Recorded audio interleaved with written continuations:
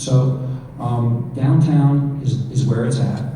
But unfortunately, there's not a lot of dirt in those downtown areas, right? It's just not a lot of dirt. And I'll give you a perfect example. You know, we have, and I'm not saying this for any reason to tout a piece of property. I'm not here for that at all, okay? Because we have plenty of deals all over the place.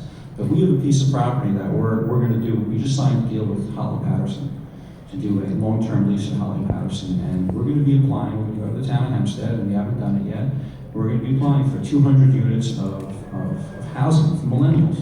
200 units of housing for millennials.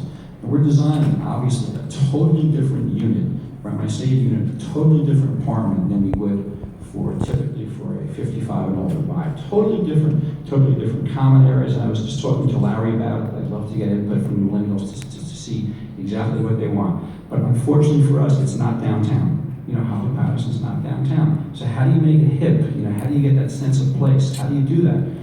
Well, I guess the real way to do that is just to provide transportation, right? To provide transportation for the young millennials to go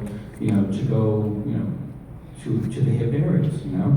And so that's a challenge right now. So to answer your question, it's a challenge finding property, and it's a challenge getting things approved. And I always come back to the same thing, that if you want to get things approved on Long Island, you have to come out and speak in favor of projects. And the millennials at a conference like this have to realize that they're going to make the things that they want to see happen. They're not going to happen on their own, because I'll say it again. School districts, the first question they ask us, how many kids are you going to bring to the schools? And we all know millennials. Millennials are not bringing any kids to the schools. But they say, yeah, but the millennials are going to get married, and they're going to move into these apartments, and they're 2 bedrooms. And they're going to bring kids, and we all say, no, they're not. They're going to move out when they have kids. So these are the challenges that we have ahead of us. Finding